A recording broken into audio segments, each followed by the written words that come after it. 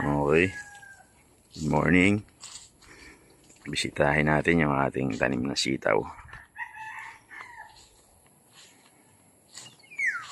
Malago na yung ating sitaw.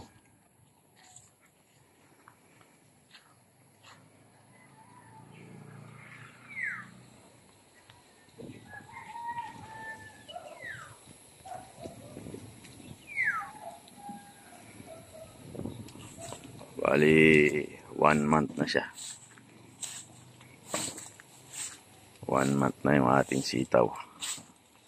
Kaya meron na siya mga bulaklak. Ayan. Ayan yung paraan ng pagtatanim ng sitaw.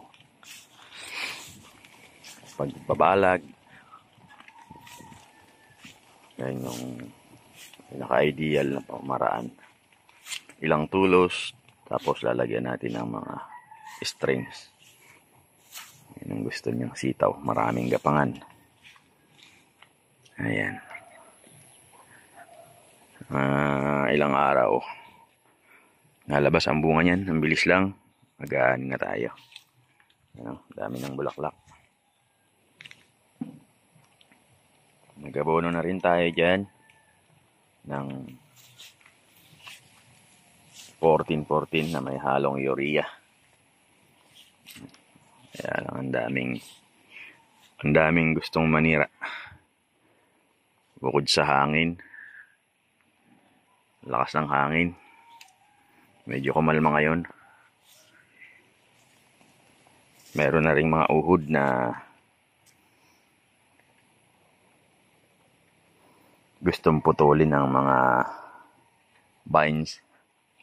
Kaya nag-spray tayo. Spray tayo kagabi. Nakita natin yung maraming sanga na napuputol. Maraming gustong manira.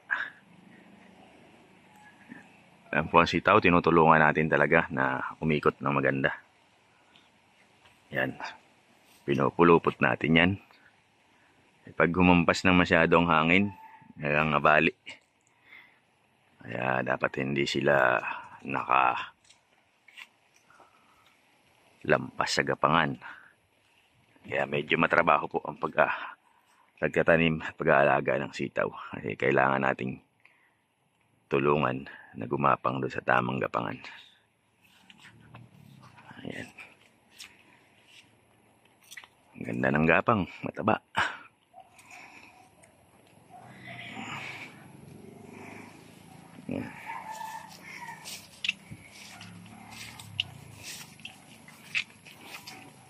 Ilang araw na lang, aani na tayo ng sitaw. Siguro 45 days. Mula pagkatanim, tayo ay mag-aani na. Ito yung huli nating itinanim. 3 hanay. Ayan. Ayan po yung tsura ng balag natin na ginawa. Yung pinakataas, medyo matibay, nylon. Nylon siya. Pero yung ibaba, straw. Hinati natin sa dalawa yung straw. Ginawa nating main line sa ibaba at sa gitna. Then, yung straw na string, pinakang pagapangan, hinati-hati natin, halos 10 para matipid. Yung iba bumibili ng astro bag o kaya yung blue string, matibay yun, mas maganda yun. Kaya lang wala tayong available dito, kaya medyo matagal pag mag-order pa tayo sa Shopee. Yan. Kaya hinati-hati na lang natin yung ating straw. Ayan yung itsura ng ating balag.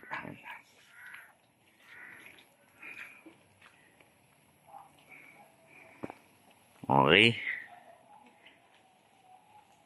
Comment down below na lang po para sa mga katanungan. Gusto pang malaman tungkol sa pagtatanim ng sitaw. Thank you for watching.